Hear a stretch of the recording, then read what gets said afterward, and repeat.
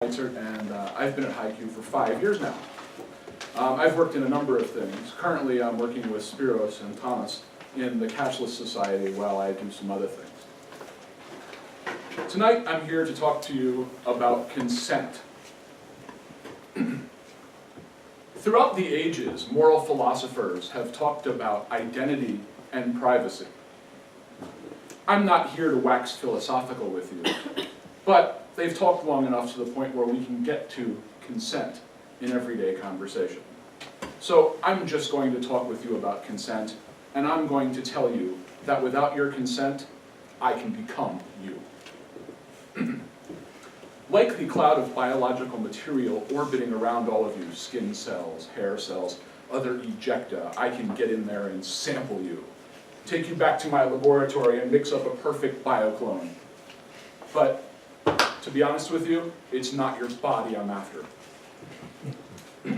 Everybody in this room is radiating electromagnetic digital information.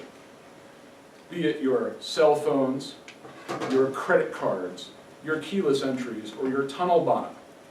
I can get between you and the internet with a device just like this and become you and create a perfect digital copy of you.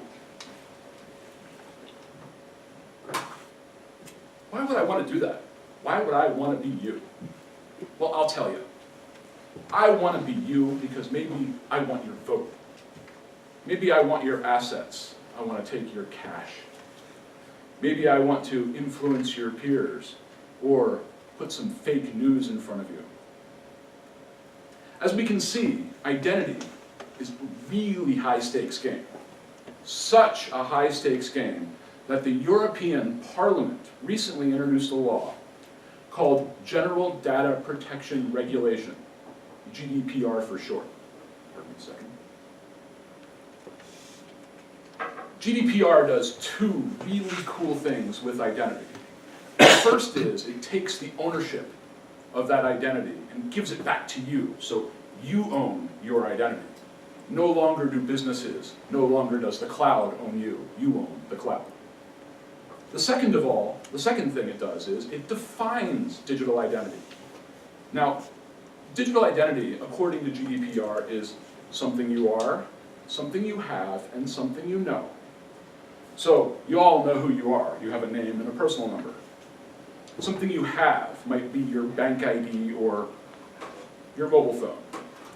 Something you know is that PIN or passphrase you enter to get into your bank ID when you want to sign something. The thing about bank ID is when you sign something, it's for once. You sign it and it's out there forever. Bank ID and other tools aren't really good enough in this way. As a matter of fact, all tools today, when you sign something, it's out there forever. There are no tools that allow for conditions, like who, what, when, how long, and what revocation methods. I'm done with you, I'm taking my information back. You can't do that today.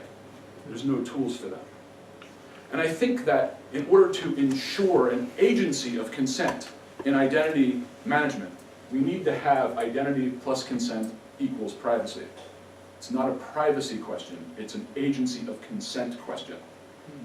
And it's necessary in this blockchain-powered, smart contract, cashless commerce, augmented reality, Internet of Things future everybody here is talking tonight. So the problem is not identity management, but it's consent management. I have time for 2 questions now, and I will take further questions later if you'd like. Who'd like to go first?